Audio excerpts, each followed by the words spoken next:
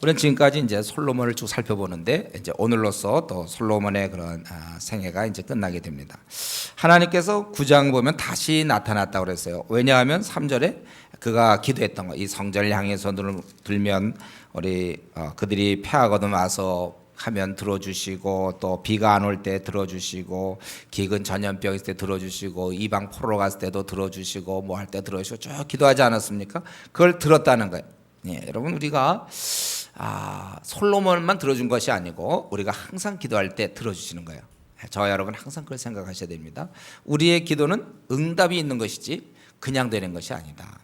여기 보면 이제 자기가 여호와의 성전과 왕궁과 건축을 마치며 자기가 이루기를 원하던 모든 것을 마친 때에 나타나셨다고 그랬어요. 그러니까 처음에 나타났을 때 그때 지나서 이제 6장 1절에 보면 4년 뒤에 이스라엘의 왕이 된 지 4년째 성전 건축을 시작했다고 그랬거든요. 그리고 7년 걸렸고, 그리고 또 왕궁과 이런 거 짓는데 13년. 그런 거 적어도 이게 한 20년은 지난 거겠죠. 20년, 24년 아마 꽤 시간이 지난 다음에 다 마쳤을 때 이제 나타나셨다는 거예요. 그래서 이 성전을 내가 구별하여 3절에 너가 특별히 성전을 이렇게 얘기했으니까 구별하여 또 내 눈길과 마음이 거기에 있을 것이다. 그런데 조건은 너희가 마음을 온전히 해서 내 명령을 잘 들을 때, 그리고 이 나라는 5절에 있는 것처럼 아주 견고해질 것이다.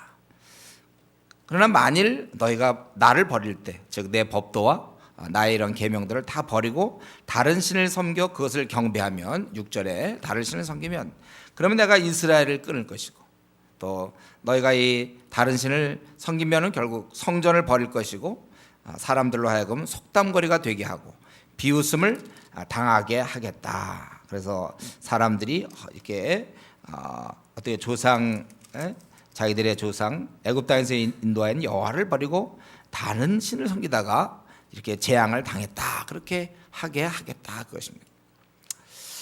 여기서 우리는 우리 하나님께서 다시 나타났다고 그랬어요.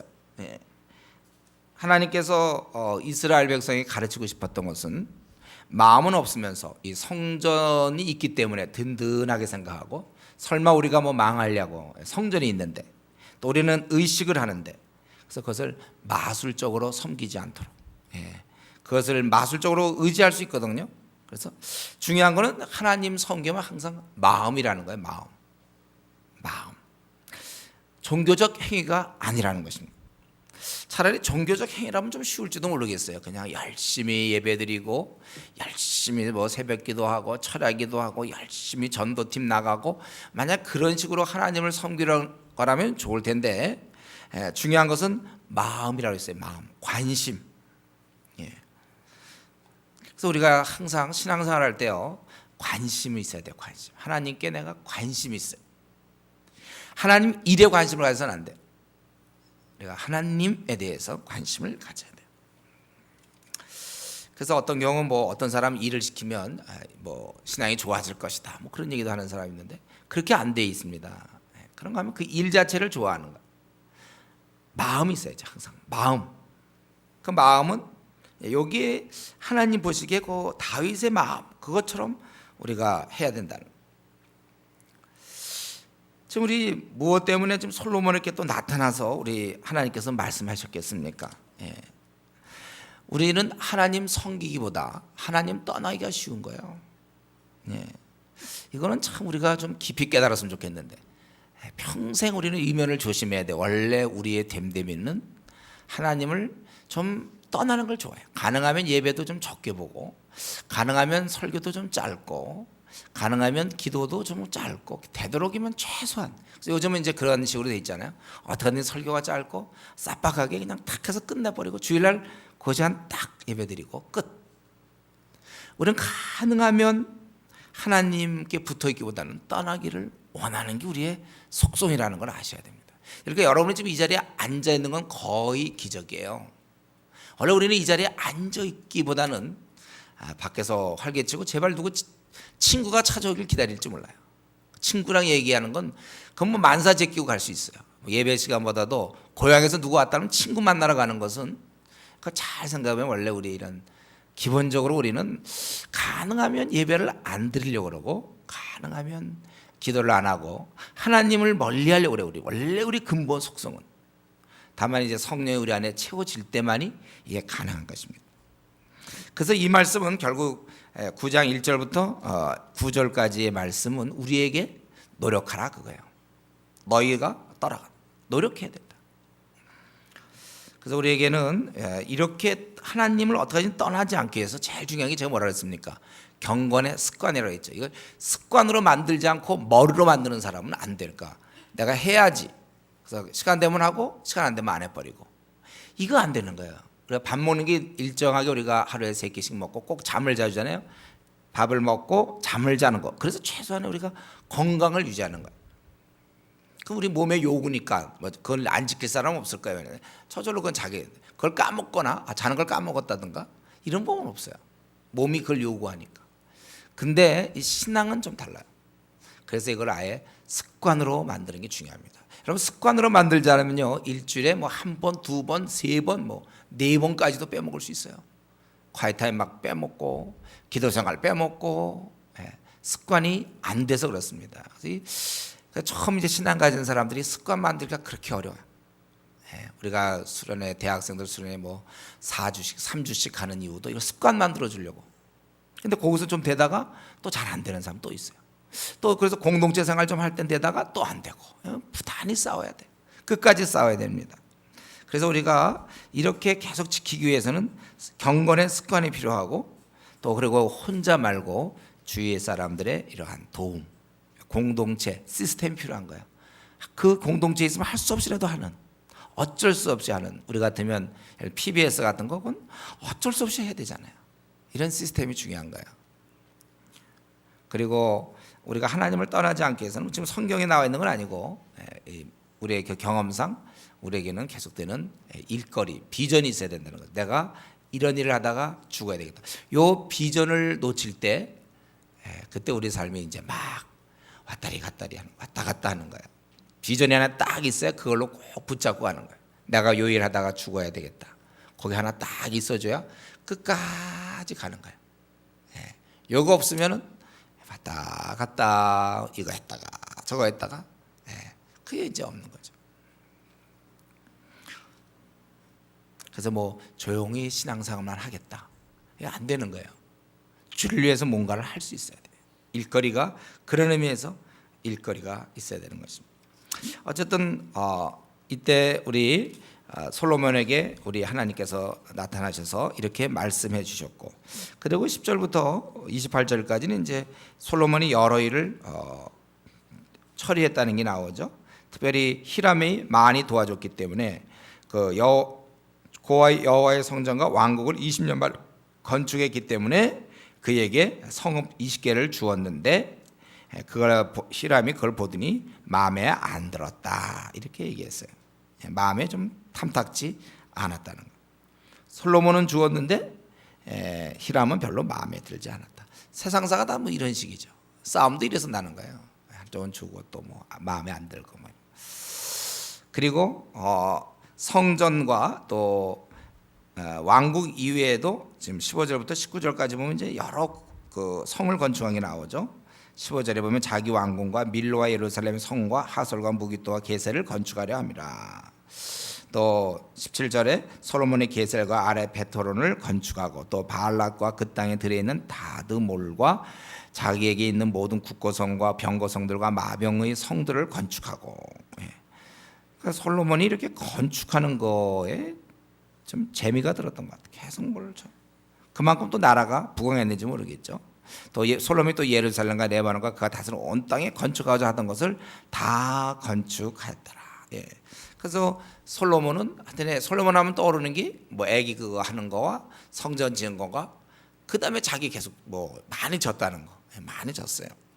그런데 이때 질 때 이게 보통 일이 아니기 때문에 이전에 그 가나안 땅에 있던 사람들 있잖아요. 그때 살려둔 사람들 그런 사람들을 20절 21절에 보면 이들은 노예로 역군을 삼았고 다만 22절에 이스라엘 자기 백성들은 노예로 삼지 않고 군사와 그 신하와 고관과 대장이며 병거와 마병의 지휘관을 지관을 삼았다 이거죠.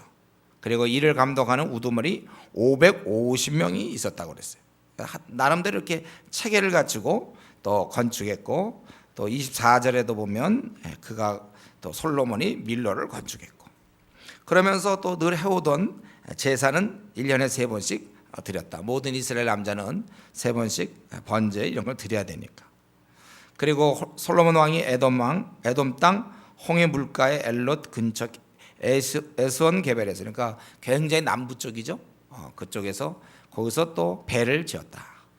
건축도 하고 배도 짓고, 그리고 가서 또 거기를 무역을 해서 거기서 금을 가져왔다 이렇게 됐습니다. 그러니까 우리 솔로몬의 그런 생애를 보는데, 솔로몬은 성전 외에 자기 궁과 여러 성을 짓는데 많은 시간을 사용했구나. 그의 생을 그런데 에너지를 많이 썼다는 걸 알 수 있어요. 그러니까 지금 살펴보는 것, 대략 솔로몬은 이렇게 살다 죽었습니다. 성전 하나 건축하고 왕궁 건축하고 그다음에 성실컷 건축하다가 또 뭐 나름대로 체계를 잡다가 죽었다는 것입니다. 국가의 부를 증진시키고 이스라엘 나라의 백성들에게 일할 자리를 주고, 이 정도였습니다. 그의 생 전체를 볼 때 왕으로서 백성을 잘 다스려 나가는 중이었죠. 그리고 국가의 재산을 불려 심지어는 배를 져가지고 또 금도 가져올 수 있는, 그 당시에 솔로몬으로서는 왕의 역할을 충실했다고 볼 수 있어요. 근데 우리는 이런 구장을 읽다 보면, 저만 그런지 모르지만 여러분 어떤지 몰라요, 좀 뭔가 아쉬워요. 다윗의 생과는 좀 달라. 이거는 좀 짓고 뭘 했는데 그래도 뭔가 아쉬워. 한 번 사는 삶인데 이 정도로 끝나는 게 좀 허전해. 좀 뭔가 더 있어야 할 듯, 이런 뭔가 좀 있어야 될 것 같아요. 여러분도 그런 생각 듭니까? 지금 이 솔로몬이 이렇게 뭐 짓고 뭐 또 금도 가져오고 뭐도 하고, 꽤 또 막 감독하는 우두머리 550명도 있고 건축도 하고 뭐 막 그랬는데, 좀 보면서 그런 생각이 들었어요. 여러분도 내가 솔로몬이라면 좀 아쉽다 그런 생각이 듭니까? 이게 좀 들죠, 그런 생각이. 뭐 이 정도 기껏 한번 솔로몬도 태어났고 나도 태어났는데, 제가 뭐 이럴 때 보면요, 그 당시에는 이스라엘 백성들, 요 사람들이고, 이에 비해서 우리는 하나님 나라의 확장이 있잖아요. 그런 이스라엘 요 하나님 나라만 돌보고 있었는데, 지금은 하나님 나라 확장에 우리가 생을 드릴 수 있다는 거예요. 우리 주님이 아주 우리에게 기쁜 소식이었죠. 주님이 우리를 구원시킨 것도 기쁜 소식이지만, 우리에게 또 하나의 기쁜 소식은 너희가 땅 끝까지 이르러 증인되라는 거. 이거는 이제 뭐 반기문 뭐 총장 뭐 유엔 마찬가지죠. 우리는 전 세계를 향한 우리의 일거리가 갑자기 전 세계에 벌어진 거예요. 땅 끝까지 이르러 증인되고 가서 모든 족속으로, 한 족속 뭐 이것만이 아니라 한 부족이 아니라 모든 족속을 제자 삼으라. 이런 사명이 이 예루살렘 성전 짓고 왕궁 짓고 뭐 거기서 이렇게, 물론 그것도 자기가 진 것도 아니지만 어쨌든 그랬을 때 그것과 비교해 볼 때 우리의 삶이 훨씬 역동적이죠. 좀 감동적이죠. 우리는 이렇게 뭐 건축하고 나라를 부강시키고 그 이스라엘 백성들 먹이고 뭐 이런 것보다, 참 우리는 솔로몬은 성전을 지었지만 우리는 새 사람을 짓는 거 아닙니까? 그거는 이런 집을 지었지만 우리는 사람을 짓는 거예요. 훨씬 더 우리가 재미있는 것입니다. 사람을 얻는 그 즐거움과 감동이 우리에게 있고 하나님 나라 확장이 있어요. 저는 그래서 그 당시에 태어나지 않은 것을 감사해요. 더나 지금 또 막 복음이 막 불붙을 때보다 이렇게 약간 지금 꺼져 나갈 때, 거의 지금 지고 있을 때쯤 우리가 나타나야죠. 보통 영화 같은 것도 봐도 주인공이 막 다 이긴 군대에 갑자기 나타나서 이기고 나오면 그럼 뭐예요? 그게 아니라 이제 다 패망이 이제 완전히 이제 패색이 짙을 때 쫙 나타나서, 뭐 이순신 장군이 12척 그때 나타나야지 한 1000척 정도 있어갖고 다 이기고 있는데 그때 부힘해갖고 나타나서 나머지를 잔멸시켰다. 오 위대한 이순신, 뭐 그렇게 됩니까? 다 망할 때 쫙 나타나요. 지금 우리가 잘 나타난 거예요. 말세 중에 말세, 형편없을 때 여러분이 쫙 나타나서 우리는 할 일이 있다는 걸 생각하죠. 좋죠? 또 목사님이나 좋아하십시오 겁니까? 좋죠. 여러분 즐겁죠? 우리가 우리에게 이런, 나는 이걸 보면서 갑갑하더라고요. 제가 이 집 줘서 그 뭐해 그거. 침이나 시켜 20년 동안. 물론 여호와 성전 진 건 이제 의미가 있지만 나머지 뭐해 이거는. 또 금 가져오면 뭐 합니까? 뭐 금 갖고 깨물어 먹고 살까요 뭐야. 물론 그 안에서 자기들끼리 뭐 부를 누렸겠지만 좀 시시해. 근데 우리는 이렇게 역동적인 삶이 기다리고 있다는 거예요. 그래서 사실 우리가 뭐 토요일 날 뭐 노방전도 간다 그래서 아이 오늘은 좀 뭐 쉬면 좋겠다 뭐 하는 그게 사실은 좀 생각을 좀 바꾸세요. 이건 생을 흥미진진하게 살라는 그 신호고 어쩌다 이런 교회에 걸려들었는지 이건 은혜로 생각해야지. 그리고 이제 스바 여왕이 나오죠. 솔로몬 하면 또 이 여왕 빼면 또 뭐가 안 되죠. 우리 항상 저 어릴 때도 항상 스바 여왕. 이 스바 여왕은 이제 아라비아 스바라는 것은 저기 아라비아 반도 남쪽 부분에 있는데 스바 여왕이 방문했습니다. 그 당시에 뭐 이렇게 할 일도 없나 봐 왕들이. 그래서 이제 어려운 문제를 갖고 왔어요. 그만큼 또 사이가 좋았는지 모르죠. 싸우지 않으니까 고맙긴 고맙죠. 그래서 어려운 문제를 그를 시험하고자 아마 나름대로는 꽤 어렵다고 생각했겠죠. 그래서 와서 다 말했는데 3절에 솔로몬이 그가 묻는 말에 다 대답하였으니 왕이 알지 못하여 대답하지 못한 것이 하나도 없었더라. 솔로몬이 누군지를 몰랐죠. 이 스바 왕은 하나님께서 지혜를 주셨는데 그러면 솔로몬이 더러를 모르더라 이러면 안 되는 거죠. 하늘의 지혜를 갖고 있는데 하나님이 지혜를 주셨는데 뭐 어떻게 하겠어요? 다 맞추는 거죠. 네. 그래서 마음에 있는 것을 그냥 솔로몬이 다 맞췄어요. 제가 생각하면 내가 만약 그때 솔로몬이면 재밌을 것 같아. 이 사람은 굉장히 어려운 거 탁 내는데 그냥 딱 얘기해 버려. 그럼 또 그냥 연구하면서 또 얘기하면 쫙 얘기해. 네. 즐거웠을 거예요. 솔로몬이 아마 생에 이때가 무척 즐거웠을 것 같아요. 누가 이런 거 물어봤을 때 이미 자기가 다 알고 있는 거 답하는 거잖아요. 그러고 나서 그 다음에 이 여인이 이 여왕이 가만히 이제 보는 거죠. 솔로몬의 모든 지혜와 그 건축한 왕궁과 그 상의 식물 우리 지난번 살펴봤습니다. 뭘 먹었는지 무지 먹었죠 그때. 굉장히 많은 그런 거. 또 신하들의 자석 또 그런 옷들 관원들 그리고 그런 올라가는 층계 막 이런 걸 보고 굉장히 감동을 받았어요. 아무래도 이 왕이니까 자기도 그런 걸 생각했겠죠. 자기네 그 자기 왕궁, 자기 밑에 신하들이 어떤 옷을 입고 뭐 아무도 보이는 게 그런 거겠죠. 뭐 군사력을 보고 감동을 받았다 이런 게 아니라 그런 걸 보고서 놀랐어. 그러면서 들은 것보다 친히 와서 보니 이건 절반도 안 된다. 솔로몬을 막 칭찬하고 당신의 지혜를 듣는 신하들은 참 복되다. 그리고 당신 하나님 여호와를 송축하지. 뭐 신앙 고백은 아니죠. 그냥 믿는 당신이 믿는 신 그분을 송축할지로다. 여호와께서 당신을 기뻐하사 이스라엘 왕이 올리셨고 여호와께서 영원히 이스라엘 사랑하시며 당신을 세워 왕으로 삼아 정의와 공의를 행하게 하셨도다. 그리고 또 선물을 또 많은 것을 주고 갔다는 거예요. 그래서 또 계속해서 이런 식으로도 또 들어왔다는 거예요. 이건 또 예기치 않는 수입이죠. 뭘 물으러 왔다가 예절을 차려서 예의를 차서 막 또 집어넣고. 근데 거기 보면은 스바 여왕이 솔로몬 왕이 들은 것처럼 많은 향품이 다시 오지 아니하였더라. 딴 사람들도 많이 왔다는 거니까 지혜 있는 바람에 돈 많이 벌었어요. 솔로몬이 계속 사람들이 와서 물어보니까 그때마다 그냥 계속 많이 벌었다는 거예요. 그래서 뭐 그 다음에도 계속 보면 뭐 금을 실어온 배들이 또 백단목과 보석으로 운반해 왔고 그걸 가지고 또 만들고 뭐 수금과 비파도 만들고 아마 백단목이 새기고 뭐 이런 거 하기 좋은 것 같아요. 또 그리고 스바 여왕에게도 넉넉히 또 주었다. 그래서 그 14절부터 마지막 29절까지는 솔로몬의 재산, 솔로몬이 얼마나 부와 영화를 누렸는지 나와 있습니다. 그래서 우리가 솔로몬의 세입금, 그가 세입금이 무게가 금 666달란트. 우리는 이거 정확한 금액을 알 수 없지만 어마어마한 걸 받았겠죠. 왕이기 때문에 전국적으로 많은 세입이 있었고 또 상인들 무역하는 객상 아라비아 모든 왕들이라고 그랬어요. 나라의 고관들에게서도 가져온지라 많은 조공을 받은 것 같아요. 그래서 이렇게 많아서 보통 방패는 뭐 금으로 잘 만들 리가 없는데 금으로 또 큰 방패, 작은 방패들을 만들었다는 것입니다.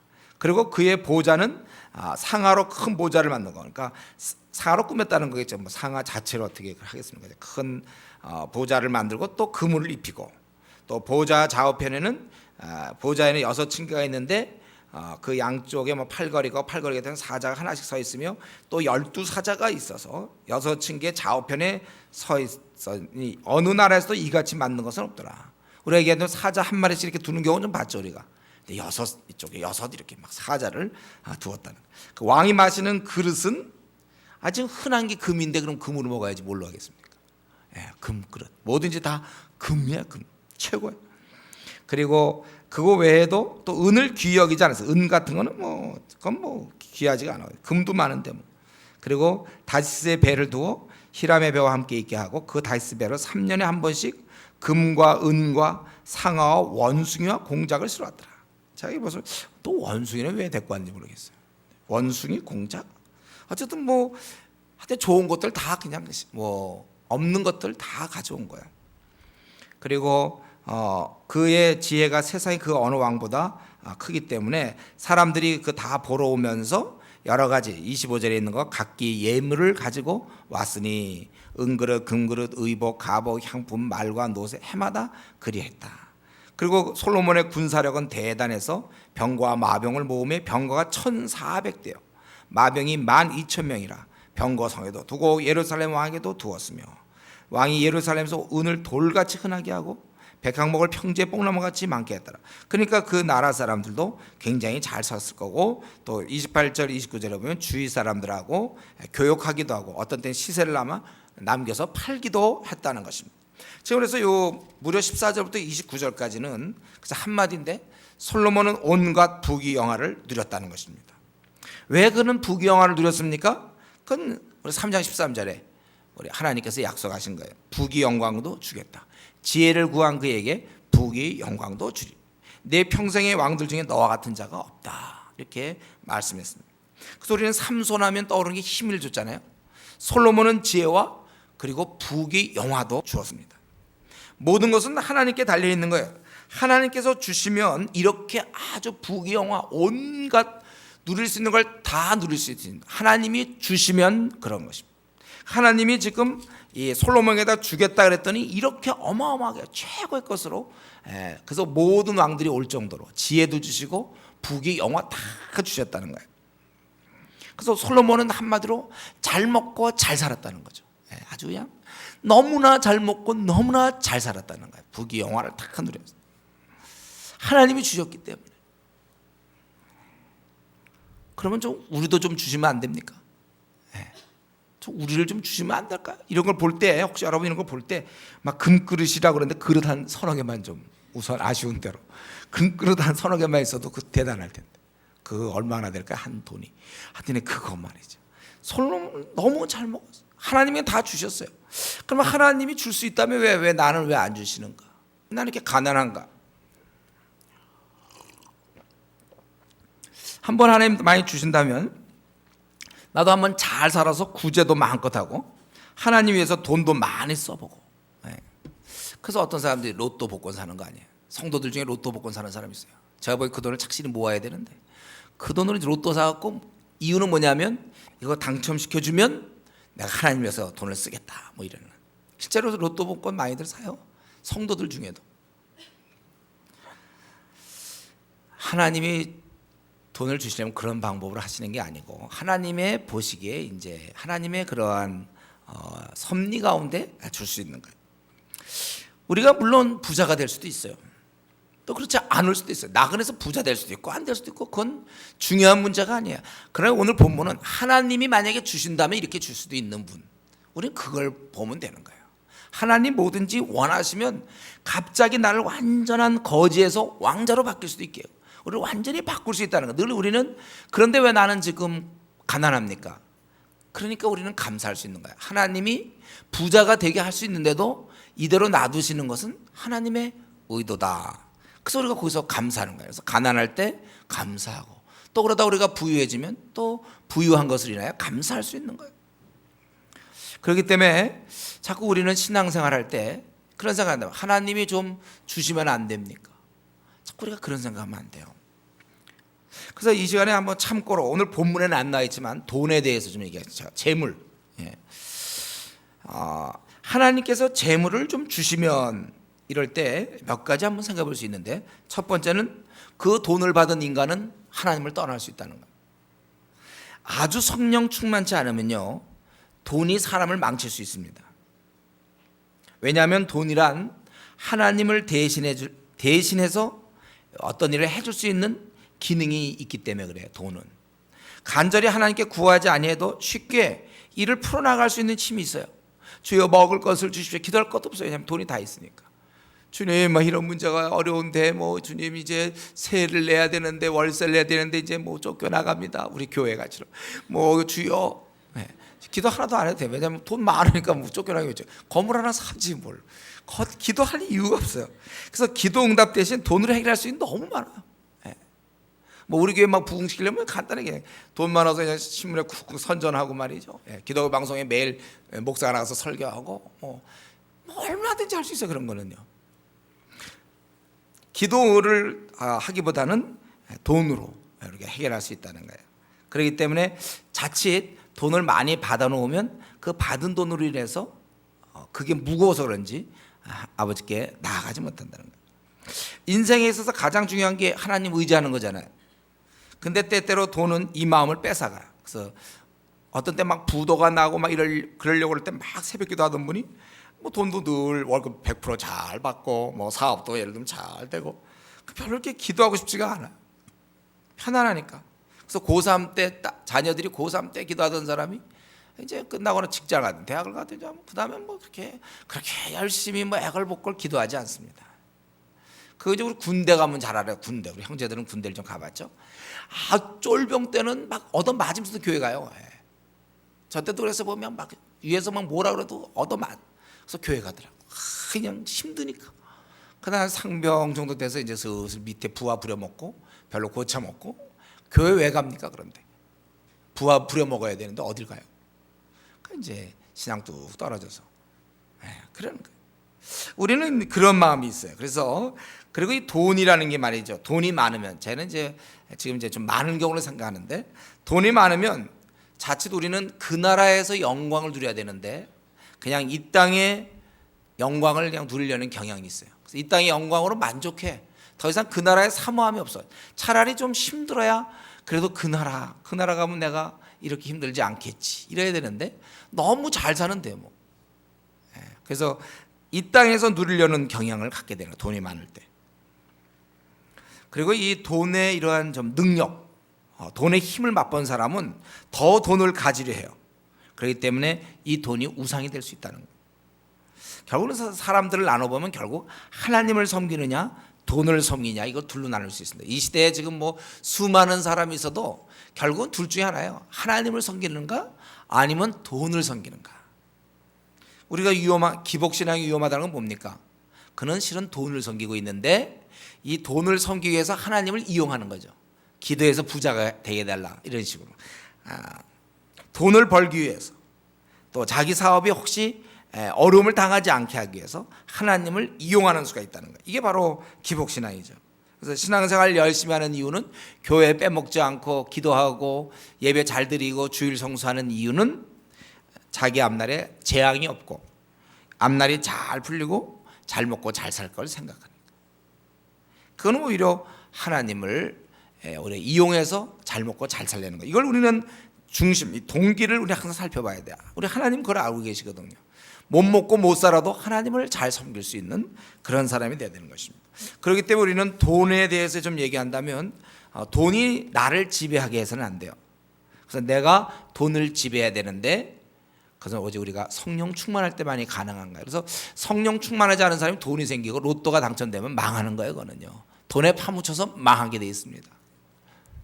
성령 충만할 때 우리의 승진도 되고 우리가 돈도 많이 벌어야 되는 거예요. 그래야 잘 쓸 수 있죠. 돈의 노예가 안 돼요. 그래서 우리는 항상 그리스도인들은 돈이 나를 지배하게 해서는 안 되고 둘째로 우리는 이 현재 주어진 그래서 먹고 입을 것만 있으면 우리는 만족해야 돼요. 물론 앞날에 대한 대안은 없을지 모르지만 먹고 입으면 만족할 것이고 그럼 앞날에 대안은 어떻게 되는가? 그때 가서 풀어주신다는 거예요. 우리 하나님은 항상 그거죠. 먼저 그의 나라와 그의 의를 구하면 이것을 더 하시겠다고 약속했어요. 이게 신앙의 영역이죠. 신앙. 우선 오늘 먹고 입을 것만 있으면 여러분 만족해 하세요. 내일은 모르겠어요. 그게 우리의 신앙이에요.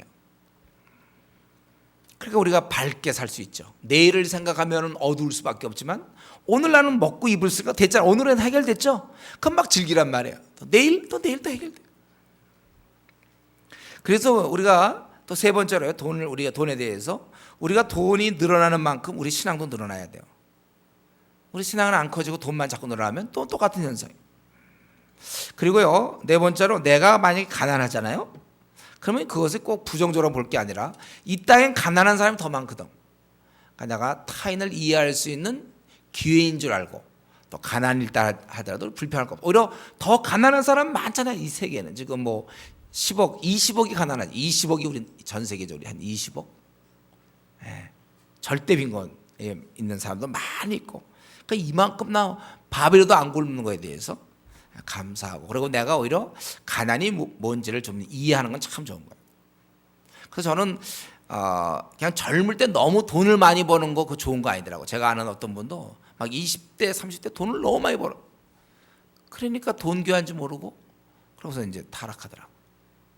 차라리 고생 좀 하다가 좀 나중에 돈이 생기는 게 좋을 것 같아요. 너무 일찍 돈 생기면요, 딴 생각들이. 나그네 길 여러분과 여기 분배해 보세요. 앞으로 남은 생이 몇 년인가. 그래서 가능하면 그거를 앞부분이 아니라 뒷부분에 돈이 생길 수 있으면 축복이에요. 이렇게 미리미리 다 하는 게 아니고 막 없어서 살다가 그 고생과 가난이 뭔지를 알아야 나중에 좋은 일을 많이 할 수 있어요. 지금 뭐 너무 잘 풀리면 어떡합니까? 지금 막 20대에 막 그러니까 재벌 2세들이 뭐 그렇게 좋겠습니까? 가난이 뭔지를 모르는데. 그러면서 우리는 재벌 2세가 아닌 것을 감사해야 돼. 아니죠 다. 또 하나도 없어 우리는. 좋아요 그러니까. 지금 없는 게 좋아요. 나중에 귀함을 알죠. 재벌 2세한테 내가 뭐 데리고 와서 예를 들면 뭐 불고기 사준다, 갈비 사준다 하면 너무 잘 먹었다, 고마웠다 그렇게 기억하겠습니까? 제가 여러분을 내가 데리고 와서 갈비 마음껏 먹어라 그러면요, 목사님이 그때 맛있는 거 사주었죠 기억할 거 아니에요. 우리가 이 가난한 것 그것도 감사해요. 다른 사람을 많이 하고 많이 우리가 섬길 수 있고 이해할 수 있다는 거. 근데 목사님 저 이미 벌써 부자인데요, 재벌 2세인데 어떡하죠? 그럴 때 우리 야고보서 말씀 기억해야죠. 야고보 때 보면 부자들에게 이 말 재앙을 얘기하면서 부자들에게 왜 재앙을 얘기했습니까? 야고보서 5장에. 야고보서 5장 한번 잠깐 볼까요? 우리랑 그렇게 크게 해당은 안 되지만 참고로 우리도 훗날 부자 될 것을 대비해서 부하려고 하는 건 일만하게 뿌리가 된다고 그랬지만 이미 부자인 걸 어떻게 근데? 아니 뭐 부자인 거 어떡합니까? 그럴 때 부자의 조심할 점은 뭐라고 그랬습니까? 야고보서 그때 야고보서 할 때 했는데 야고보서 5장 1절 들으라 부한 자들아 너에게 이 말 고생으로 말미암아 울고 통곡하라. 너희 재물은 썩었고 너희 옷은 좀 먹었으며 너희 금과 은은 녹이 쓸었으니 이 녹이 너에게 증거가 되며 불같이 너희 살을 먹으니 너희가 말세에 재물을 쌓아도다. 여기서 이 부자에 대한 잘못은 뭐냐 하면 재물을 쌓아놨다는 거예요. 그래서 2절에 썩었고 옷은 좀 먹었고 금과 은이 녹이 쓸었다는, 금과 은이 나눠주고 써야 되는데 가만 놔두니까. 그래서 이것이 이 녹이 증거가 된다는 거야. 쓰지 않았고 쌓아놨다는 거야. 돈은 하나님이 쓰라고 준 겁니다 여러분. 쌓아놓는 게 아니에요. 그럼 뭐 목사님 저축하지 말라는 얘기입니까? 아니, 저축 우리가 최소한의 저축할 수 있으면 해야죠. 자기 어떤 노후도 생각. 그러나 그 이상이 넘어가면 자꾸 돈 자체는 이상이 모으려는, 왠지 의지의 대상이 될 수 있다고 그랬잖아요. 그걸 써야 되는데 자꾸 모으는 거예요. 미래를 생각하면 자꾸. 그건 하나님을 의지하는 태도가 아닙니다. 있는 거 쓰는 거예요. 지금 당장 나는 모으고 있는 동안에 굶어 죽는 사람들이 있는데 그걸 자꾸 나눠줘야지. 그걸 모으고만 있으면 어떡합니까? 객관적으로 봐도 얼마든 자기 살아갈 수 있는데도 그냥 뭔가 불안하니까, 하나님을 의지하지 않으니까. 하나님을 의지해 보세요. 먹고 사는 거 책임져 주신다고 그랬으니까 그냥 최소한의 조금씩 하면 되지. 그냥 또 어떻게 될지 모르겠다. 막 돈 있는 사람이 집도 몇 채씩 해서 하나 망하면 또 하나 뭐 하고 무슨 막 이런 뭐, 그게 아니라 최소한도 먹고 살면 그걸로 족한 거예요. 조금씩 저축할 수 있으면 다행이고. 이런 면에 있어서 우리가 구제에 힘써야 되는데 하나님 주신 재물은 다른 사람과 나누라고 주신 것이지 너 하나 그저 딴 사람 걱정하는 너는 앞날 걱정하지 말라고 모으라고 이렇게 한 건 아니라는. 그래서 이거 부는 나누는 데 의미가 있는 것인데 쌓아놓지 않도록 해야 되고, 그리고 현재 혹시 우리가 좀 어려워도 하나님이 원하시면 또 하나님이 주실 줄 믿고, 근데 현재 안 주신 거잖아요 나에게. 그럼 하나님의 무슨 뜻이 있겠지. 그렇게 믿으면서 오직 우리는 날마다 주기도문에 있는 것처럼 일용할 양식을 구하면 되는 겁니다. 그래서 내일 문제 내일 염려하는, 우리가 지금 하는 게 아닙니다. 예, 오늘 이건 성경 오늘 본문에는 안 나오는 거지만 한번 쭉 정리를 해봤습니다. 그리고 이제 11장 이렇게 누리던 솔로몬, 그는 1절부터 8절까지 위태위태하더니만 드디어 그는 하나님을 떠나게 된 것입니다. 거기 1절에 보면 바로의 딸 외에 이방의 많은 여인을 사랑하였으니 곧 모압과 암몬과 에돔과 시돈과 헷 여인이라. 여호와께서 일찍이 여러 백성에 대하여 이스라엘 자손에게 말씀하시기를 너희는 그들과 서로 통혼하지 말며 그들과 너희를 서로 통혼하게 하지 말라. 그들이 반드시 너희 마음을 돌려 그들의 신을 따르게 하리라 하셨으나 솔로몬이 그들을 사랑하였더라. 예, 그리고 사랑하는데 너무 사랑을 많이 했어요. 3절에 보면 후궁이 700명, 첩이 300명이라 합 1000명. 예. 그의 여인들이 왕의 마음을 두는, 왜 이렇게 많이 두었는지 모르겠어요. 예. 사실은 이전에 엘리야 같은 경우는 이제 400과 400, 1대 850으로 싸웠잖아요. 사실 1대 1000으로 싸우는 거예요 지금 솔로몬은. 그 이방 여인들의 그러한 가치관에 혼자 외로이 1000명과 싸우고 있는 거죠. 그래서 솔로몬이 나이가 많을 때, 여러분 이것은 나이가 많을 때 노망이 들어가지고 그랬다는 게 아니에요. 아니면 사람이 나이가 많다 보면 마음이 약해지기 때문에 그런 뜻이 아니라 결국 나이가 많았다는 얘기는 그동안 꾸준히 쌓여 있다는 거죠. 계속해서 이방의 그런 도전 잘 견디오다가 결국은 계속되는 10번 찍어 안 넘어가는 나무 없는 것처럼 계속 몇십 년을 이렇게 계속해서 1000명이 둘러서서 공격하니까 결국은 그는 쓰러질 수밖에 없었다는 것입니다. 그래서 이전에 우리 신명기에 보면은 왕의 경우 아내를 많이 두지 말라 그랬는데 그는 이제 많이 둔 거예요. 자기가 마음대로 할 수 있으니까 그렇게 한 거예요. 그래서 마음을 돌려 다른 신들을 따르게 하였으므로 그의 아버지 다윗의 마음과 같지 아니하여 그의 하나님 여호와 앞에 온전하지 못하였으니 그가 섬긴 신들은 뭡니까? 시돈 사람의 여신 아스다롯을 따르고 암몬에 가증한 밀곰을 따름이라. 솔로몬이 여호와의 눈앞에서 악을 행하여 그의 아버지 다윗이 여호와를 온전히 따른 같이 따르지 아니하고 모압에 가증한 금오스를 위하여 예루살렘에 산당을 지었고 또 암몬의 자손에 가증한 몰록을 위하여 그와 같이 하였으며 그가 또 그의 이방 여인들을 위하여 다 그와 같이 한지라. 그들이 자기 신들에게 분향하며 제사하였더라. 그래서 우리 솔로몬의 마음을 돌려서 하나님께서는 그가 떠남으로 진노했다는 거예요. 일찍이 2번이나 그에게 나타나시고 이 일을 명령해서 다른 신을 따르지 말라 했지만 그가 말씀을 지키지 않았기 때문에 내가 이 명령한 법도를 지키냐면 빼앗아 이 나라를 내 신에게 주리라 그랬다고 그랬잖아요. 그것은 다윗을 위해서는 내 시대 하지 않겠지만 이제 그 아들의 손에서 빼앗으려니와 이 나라를 이제 10지파와 이렇게 2지파 이런 식으로 한 지파라고도 볼 수 있죠. 결국은 유다 베냐민이 같이 붙어 있으니까 그렇게 주리라 하셨더라 이렇게 되어 있습니다. 그렇게 열심히 하나님을 섬기던 솔로몬이 결국은 하나님을 떠나게 됐습니다. 우리는 오늘 이 본문에서 왜 솔로몬이 하나님을 떠났는가 명백하게 나오죠. 이걸 가지고 많이 추측할 필요가 하나도 없어요. 오늘 본문에서 명확히 나왔어요. 뭐라 그랬습니까? 4절에 그의 여인들이 그의 마음을 돌렸다고 그랬습니다. 이렇게 된 이유는 그 주위에 있는 부인, 첩들이 마음을 돌이키게 한 거라는 거예요. 그 주위에 만약에 신앙이 좋은 부인들이 있었으면 이렇게 안 됐을 텐데 온통 그냥 이방 여인들 잔뜩 데리고 와가지고 신앙 없는 자만 주위에 가득 있으니까 결국 시간이 지날수록 그들에게 영향을 받아 또 다른 말로 이제 악한 공격이죠. 세속적인 것, 유일신적인 것이 아닌 이방신적인 이런 것들에 계속 공격을 받아 무너질 수밖에 없었다. 엘리야는 1대 850으로 싸워 이겼지만 솔로몬은 1대 1000과 싸워서 지게 됐다 이거예요. 여러분, 우리가 이러한 이유로 오늘 이 시간 우리가 잘 살펴봐야 됩니다. 이게 중요한 것이죠. 오늘 본문에서 이거 정말 이렇게 무너진 것은 주위 사람들 때문에 그런 것이구나. 가까이 있는 그 부인들, 이런 가까이 있는 사람들, 우리 주위의 친구들, 가족들, 이런 거 조심해야 돼.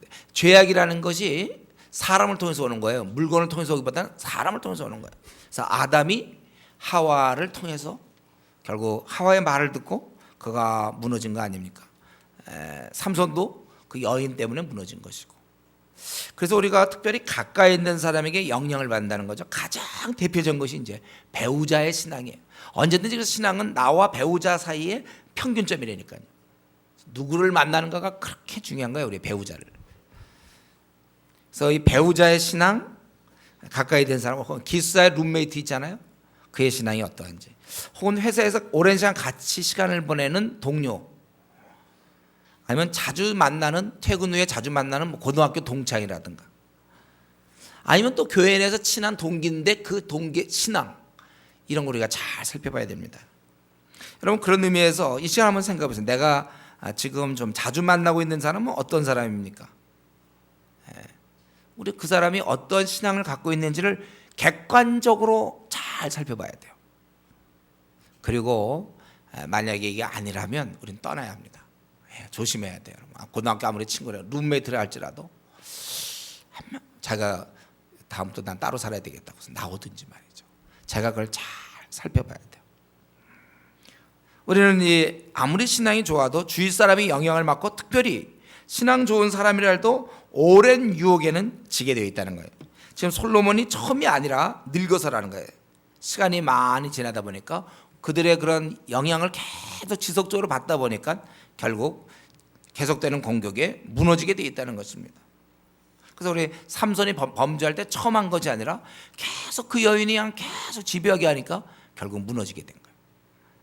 그렇기 때문에 이 유혹이라든가 오래 지속되는 유혹에는 견딜 수가 없어요. 그래서 우리 요셉은 어떻게 했습니까? 요새는 그 보디발의 아내가 자꾸 유혹을 하니까 아예 잊지도 않았다고. 우리 창세기 39장 10절에 보면 요셉이 듣지 아니하여 동침하지 아니할 뿐더러 함께 잊지도 아니하니라 그랬어요. 이게 중요해요. 유혹이 찾아올 때 그것은 지속적으로 할 때 넘어질 수밖에 없다는 거예요. 그래서 시편 1편에는 복 있는 사람은 뭐라 습니까? 악인들의 그 꾀를 쫓지 않고 또 길에 서지 않고 자리에 앉지 않는다고 그랬어요. 괜히 그 자리에 앉아서 나는 괜찮다 그러다 자기가 넘어진다니까요. 괜히 자기를 시험하지 마세요. 여러분, 우리가 TV 드라마 같은 거 있잖아요. 이런 불륜 같은 거, 이런 거. 여러분, 불륜 가만히 보세요. 언제 이루어지는가? 그 보면 안 돼. 예를 들면 본다면 보통 경우 뭐예요? 무슨 회사에 무슨 중력 잘 나가는 사람이 자기 그 사무실에 있는 뭐 여직원 늘 만나니까. 근데 여직원이 굉장히 청순 가련형이고 그래서 당당하고 또 잘하고 아내랑 만남 바가지 말고 이제 항상 드라마는 그렇게 설정되는 거죠. 그 이쪽에 이제 자기를 잘 받아주고 뭐 이제 이렇게 되는 거죠. 자꾸 어울리다 보면 이럴 수 있어요. 어떤 유혹이라는 것. 근데 내가 지금 이게 옳은 게 아닌데 그 사람과 시간을 많이 보내면 그거는 그건 누구도 이 땅에서 아무도 여기서부터 자유로울 사람이 없습니다. 목사든지 무슨 선교사든지 또는 아무리 교회 장로, 권사, 집사 어떤 사람이라 할지라도 누구랑 같이 시간을 많이 보내면 그 사람에게 영향을 받게 돼 있는 거예요. 특별히 유혹, 이성 간에 특별히 이런 거 조심해야 되는 거예요. 이런 면에 있어서 계속되는 유혹엔 지게 돼 있다. 그래서 혹시 여러분이 지금 최근에 어떤 유혹이라든가 혹시 이런 것이 있습니까? 그러면 제일 좋은 방법, 회사에서 내가 정말 사랑해야 될 사람이 아닌데 관심이 자꾸 생긴다. 회사에서 이거 분명히 어떤 내가 있는 직장에서 이 자매나 혹은 이 형제에게 관심을 가지면 안 되는데 자꾸 생긴다. 빨리 사표 쓰는 게 최고예요. 어떻게 하든지 이직을 해야 되고 이런 이유로 이직하고 옮겨야 되는 거예요. 그런데 그걸 참으면서 나는 그래도 그렇게 안 돼 있어요. 여러분들 할 수만 있으면 빨리 사표를 쓸 궁리를 하시고 이직할 궁리를 하셔야 돼요. 그럼 무서운 겁니다. 도망가야 돼요.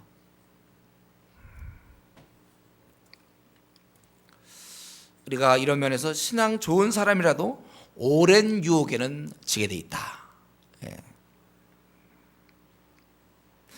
우리는 이런 걸 볼 때 솔로몬 같은 사람도, 더구나 하나님을 두 번이나 만난, 그래 두 번이나 나타났다고 그랬잖아요. 솔로몬도 넘어진다는 거예요. 그러니 우리는 더 조심해요. 그때 신앙이 좋았던 그가 넘어졌으니 우리나라가 우리야말로 더 조심해야 된다는 것입니다. 우리 지난날의 영적 경험은 나를 지켜주지 않아요.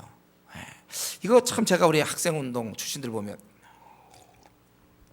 선교단체 때 열심히 했다는 거예요. 그거 한 졸업하고 회사 들어가서 한 3개월이나 6개월도 안 가는 건데 그거 자꾸 그걸 붙잡아요. 나 그때 선교단체에 있을 때 내가 뭐 리더였다든가 뭐 그거 아무 소용없어요. 그런 게 우리를 지켜주는 게 아니에요. 자기 뭐 언제 무슨 은혜를 받았다, 뭐 그때 뭘 했다, 또 아니면 뭐 신비로운 체험을 했다, 그거 뭐 하나님이 나타난 것보다 더한 게 어디 있습니까? 2번씩이나. 그래도 그는 안 됐어요.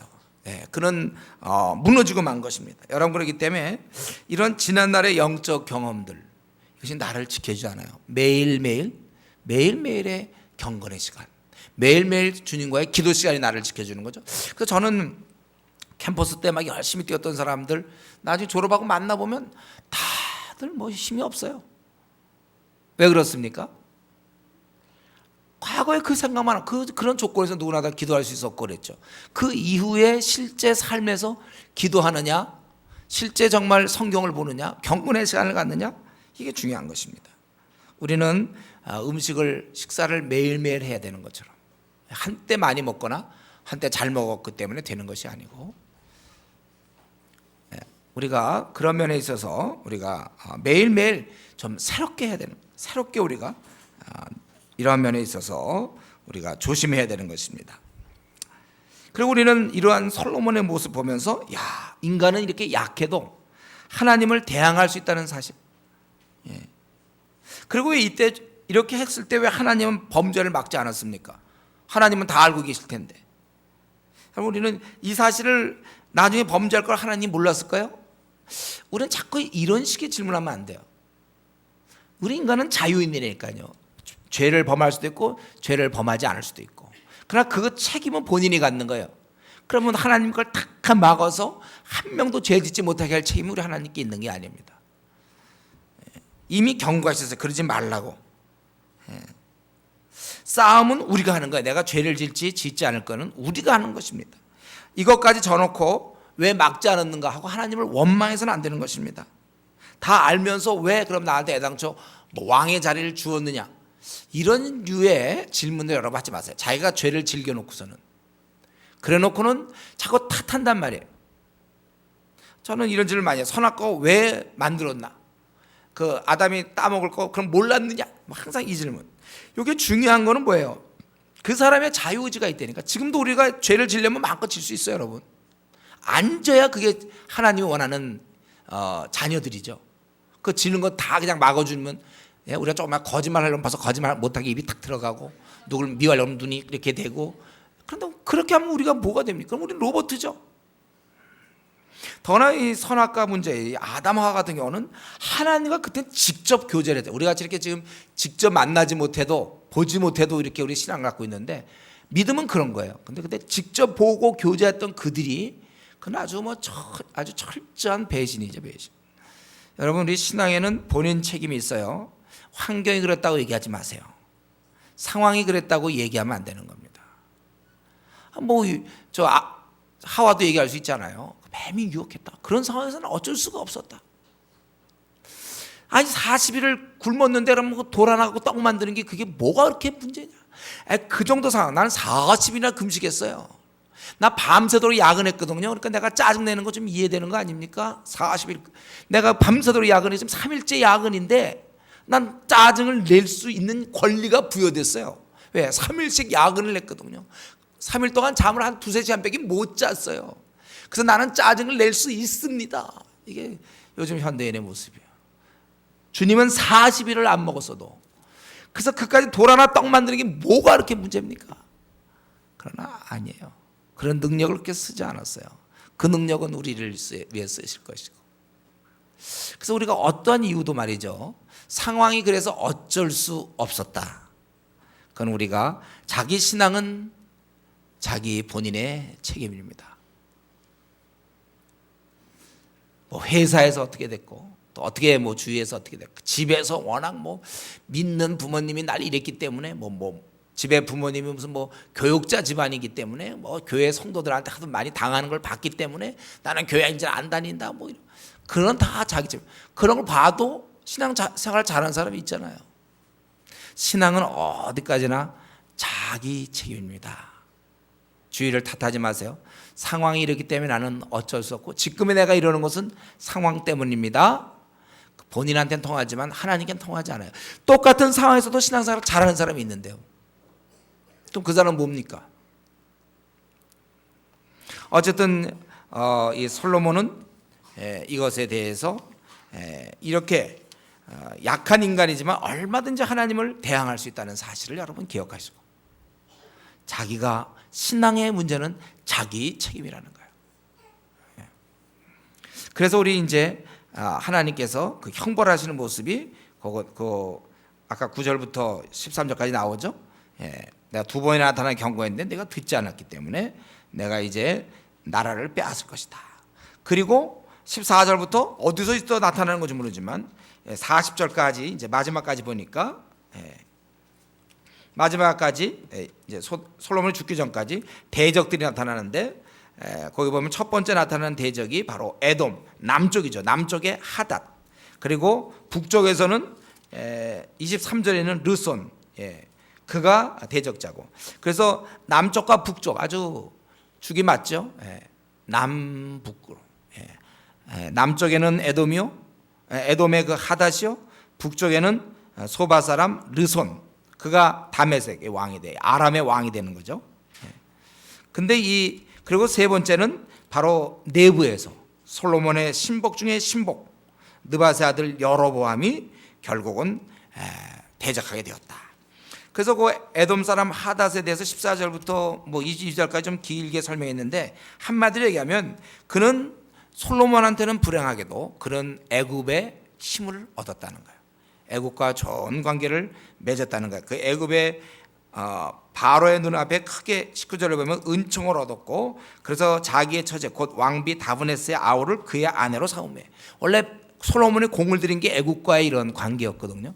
근데 어디서 뚱딴지같이 하닷이라는 사람이 나타나서 완전히 그의 오히려 처제를 왕비로 얻었다는 거예요.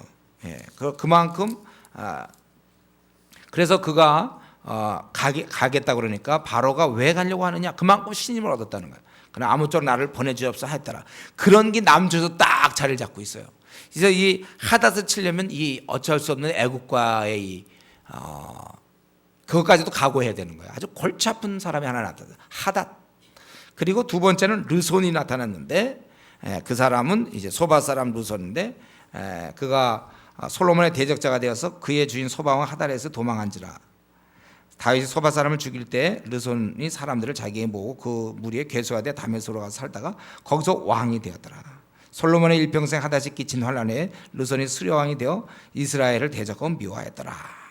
그래서 하닷 외에도 바로 이 르손도 아주 위아래로 힘들게 했고 그 다음에 이제 내부적으로 이 여로보암이 나타났는데 그 여로보암은 28절에 큰 용사라는 거예요. 그래서 솔로몬이 그를 부전함을 보고 세워 요셉 족속의 감독이 되게 했다는 거예요. 아주 그에게 귀한 직책을 맡겼지만 그 즈음에 그는 이제 아이야 선지자를 만나서 실로 사람 선지자 아이야가 아이야가 새 옷을 입었고 그 두 사람만이 들어있었는데 그 새 옷을 오래된 옷이 어떻게 다 찢어질 수 있었지만 새 옷 그걸 갖다가 잡아 12조각을 찢었다는 거예요. 그리고 10조각 네가 가져라. 그래서 북왕국 10지파가 되는 것이죠.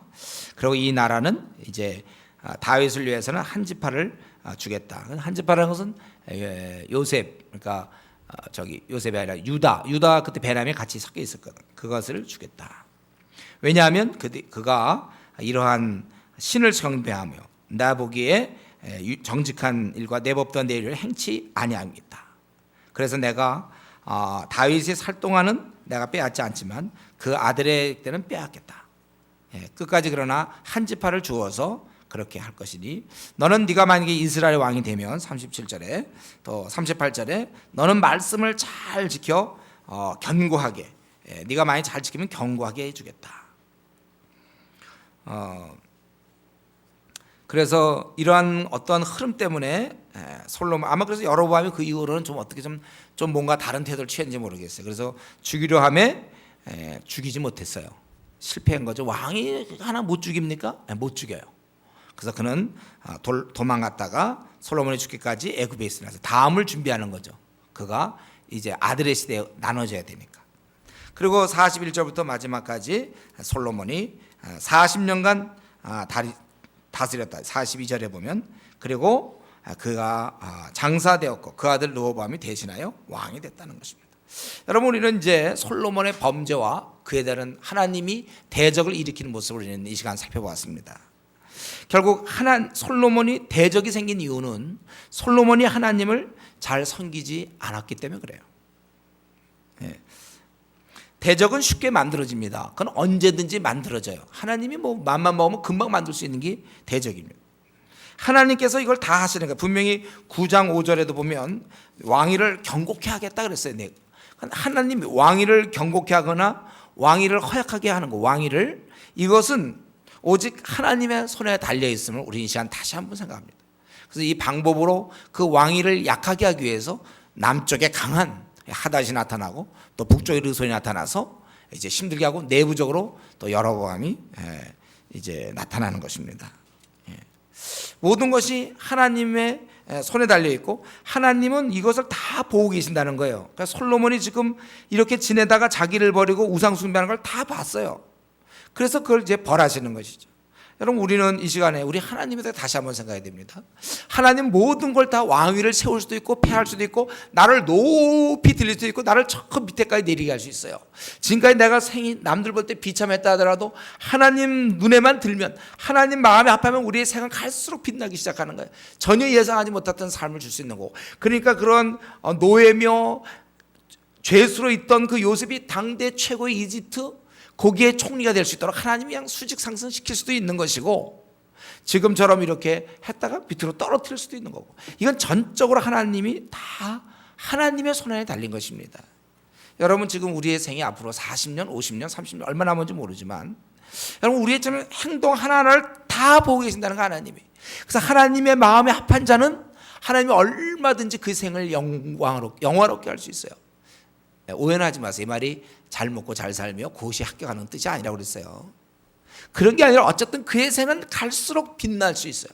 그가 죽을 때 참 후회가 없는 그런 빛난 삶을 살 수 있다는 거예요. 그리고 내가 아무리 지금 뭐가 있다 하더라도 내가 하나님 마음에 합하지 않고 내 원하는 대로 살 때 지금 꽤 뭐 잘 나간다 하더라도 그거 다 소용없습니다. 너가 나를 따라서는 아무것도 할 수 없느니라.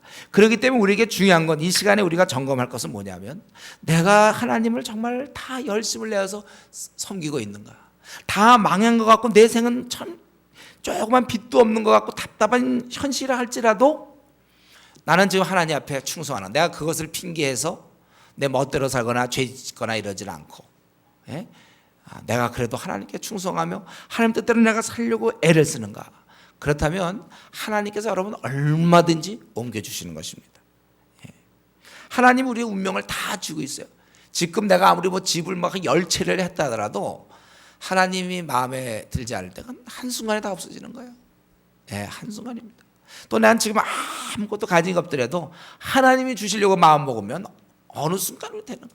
중요한 건 여러분 현재 여러분 나는 왜 이렇게 사는가? 하나님이 이렇게 허락하신 거라니까. 우리는 이러한 가운데서 늘 하나님을 의지하고 하나님만 바라보고 하나님 앞에 겸비하고 우리가 하나님을 떠나지 않으면 그래서 우리에게 여러분 최고의 우리 행복인 것입니다. 우리의 생은 빛날 수밖에 없어요. 아무리 솔로몬이 모든 걸 갖고 그 막강한 군사력을 가졌지만 위아래로 그 이상하게 그런 적이 생겨버리고 왜 하필 그런 여로보암 같은 사람이 신뢰하던 사람이지만 결국은 이제 그렇게 내부적으로도 생기는 것입니다. 우리는 이렇기 때문에 참 하나님을 그저 의지하는 게 우리의 그저 최고 복이다. 항상 내가 하나님을 의지해야 되겠구나. 내 앞날에서 내가 투덜거릴 것이 아니라 불평할 것이 아니라 그 시간에 내가 하나님께 기도해야 돼요. 그래서 기도하는 자는 망하지 않는 것입니다. 우리가 이 나그네 길에서 우리가 이렇게 뭐 연금을 받는다, 예를 들면 연금을 내가 계속 받으면 뭐 넉넉하게 뭐 한 달에 뭐 한 200만 원을 받는다. 그럼 뭐 우리가 연금을 많이 그렇게 받는다면 우리 죽을 때까지 뭐 굶어 죽지 않을 거 아닙니까? 그래서 우리가 항상 하나님께 겸비하여 기도한다면 그 사람 인생은 망하는 법이 없어요. 예, 우리는 하나님을 의지해야지. 정말 우리가 하나님을 바라봐야 돼요. 하나님의 나라를 위해서 일한다면, 먼저 거기에 그 의를 구한다면 우리는 승리하는 것입니다. 그럼 결론적으로 오늘 이 솔로몬의 이제 끝나는 모습을 보게 되는데, 그래서 결국 이 솔로몬은 이렇게 살다가 거기에 다 기록되고 그냥 죽었다는 것입니다. 솔로몬은 처음에 잘 믿을 때 누가 솔로몬이 이렇게 타락하여 이렇게 형편없이 살다가 죽을 줄 누가 알았겠습니까? 나중에는 그 누구보다도 오히려 이방신을, 이 거룩한 나라에, 성전이 필요한 이 나라에 이방 신전까지 그는 지었고 또 이방신을 섬기는 자가 되었다는 것입니다. 무엇을 의미하고 있습니까? 너희들 끝까지 조심해라. 그 하나님 말씀, 끝까지 조심해라. 지금 신앙 좋다고 지금 뭐 조장이며 지금 뭐 목회자고 지금 뭐 무슨 팀장이고 그거 신앙 좋다고 끝까지 갈 것이라고 믿는 것은 어리석은 거예요. 초등학교 때 2학년 2학기 때 처음으로 한번 반에서 1등을 했다. 그러면 그 사람은 박사학위 받을 사람입니까? 그건 모르는 거예요. 그거는. 제가 이제 어제 책을 한 권 받았는데 보니까 어떤 박사예요. 아주 좀 유명한 박사더라고. 보니까 공부 지질이 못하던 형제였댔어요. 그래서 뭐 어떻게 뭐 대학도 잘 못 들어가고 어떻게 하여튼 지질이 못했는데 어떻게 해갖고 어떻게 대학을 들어가서는 어떻게 해갖고 거기서 어떻게 해더니 그들이 외국 가고 어떻게 하더니 박사에 막 아주 유명한 교수라고 그러더라고. 내가 이름 보고 놀랐어요. 얘가 공부 하나도 못하더랬는데 지금 아주 우리 이름하대 말 대학에 아주 꽤 괜찮은 교수로서 책까지 쓰고 이제 그러더라고. 그 사람이 그때 볼 때 누가 저 사람이 나중에 무슨 외국 가서 박사학위 받아갖고 지금 아주 명문대에 아주 교수가 될 걸 누가 생각했을까요? 그러니까 사람의 그런 뒤를 알 수가 없어요. 그러니까 지금 신앙생활 못하고 빌빌댄다고 해서 자기는 계속 끝까지 나는 빌빌 될 것 같다, 이런 확신 갖지 마세요. 바뀌어요. 또 지금 내가 꽤 열심이다. 나 우리 교회에서 되게 열심히 해. 나는 너무 열심히야. 그거 끝까지 간다고는 누가 보장합니까? 그렇기 때문에 우리는 그저 선줄로 생각하면 넘어질까 조심하고 그저 늘 겸비하게, 그래서 우리는 늘 기도해야 되는 거예요. 그래서 제가 아까 처음에 얘기했습니다. 습관을 만드는 게 중요하다고 그랬어요. 이거를 그냥 내가 마음에 생길 때 하는 거는, 그러면 우리는 일주일에 몇 번씩 빼먹게 되고 잘 안 돼요. 그냥 습관, 이게 안 되면 이 습관을 만들기 위해서 노력하라고. 노력해야 돼요. 그래서 만약 필요하다면, 만약 룸메이트가 있으면 돈을 내는 거야. 내가 만약에 무슨 새벽기도 빠지면 내가 너한테 돈 주겠다. 막 이렇게 돈이든지 뭐든지 하여튼 이렇게 자기를 좀 습관이 될 때까지. 그래서 우리 가만 보면요, 한국 교회 보면 옛날에 보면 우리 권사님 할머니들은요, 그냥 뭐 똑같아. 그냥 새벽에 보면 꼭 와서 기도. 그래서 그 자손들이도 참 축복을 받고 그런 걸 참 많이 볼 수 있어요. 그냥 일정해요. 한 번 이렇게 그냥 쭉 그냥 해오는 거야. 쭉 처녀 시절부터 그냥 쭉 해오다. 쭉 그냥 해오는 거. 습관이 계속된다면 우리 안심할 수 있어요. 그러나 들쑥날쑥할 때, 그건 뭐 언제 어떻게 들쑥날쑥하다가 그 날쑥해갖고 그냥 쭉 빠져나가면 끝나는 것이죠. 언제든지 그런 틈을 주면 안 돼. 나는 항상 기도하는 사람, 말씀을 늘 가까이 하는 사람, 이게 습관이 되면 그도 안심이 되는데, 이거 안 될 때 그때 위험한 것입니다. 그렇기 때문에 우리는 내가 지금 신앙이 좀 괜찮은 편이라고 해서 끝까지 갈 것이라고 믿는 거는, 특별히 이 말세 아주 그냥 음식이 말이야, 요즘 무더울 때 말이야, 음식 쓰레기 금방 수박 껍데기 같은 거 있잖아요. 좀 놔두면 금방 신내 나잖아요. 지금 이 시대가 너무, 그래서 얘 놔두면 조금 쉬어도 좀 덜 타락할 텐데 요즘은 그냥 쉬면 바로 타락해요. 제대로 기도 생활 안 하면 기도 생활 안 하는 데는요, 천하에 장수가 없어요. 아무리 뭐 과거에 신앙생활 잘하는 사람 다 소용없어요. 기도 제대로 뭐 한 달만이라도 제대로 깨어서 기도하지 않는 사람 신앙 저 바닥으로 떨어지는 거예요. 그렇게 돼 있어요, 여러분. 속으면 안 돼요. 그러니까 우리 제가 아까 얘기했던 학생단체 출신들은 학생 때 뭐 기도 1시간씩 했죠, 매일. 그러고선 졸업하고 나서 뭐 한두 달 뭐 어떻게 시달리고 회사가 너무 바쁘고 뭐 야근해요. 그러니까 그래도 할 수 있도록 돼야 되는데 그 못하면 신앙은 바닥을 치게 돼 있는 것입니다. 그래서 우리가 참 조심해야 돼. 아, 신앙이라는 것은 이게 그런 거구나. 저축이 없구나. 신앙은 지금이 중요한 거예요. 지금 내가 기도 생활을 내가 잘하는가. 우리 솔로몬의 모습을 보면서 경고를 받고 더욱 내가 다시 한번 마음을 새롭게 하면서 그동안 내가 좀 해이해졌고 느슨해졌다면 다시 한번 마음을 정해서 내가 경건에 더욱 힘써서 내 생을 마칠 때는 적어도 내가 솔로몬보다 나은 사람이 돼야 되겠구나. 그렇게 여러분 결단할 수 있기를 바랍니다. 같이 이 시간에 기도하겠습니다.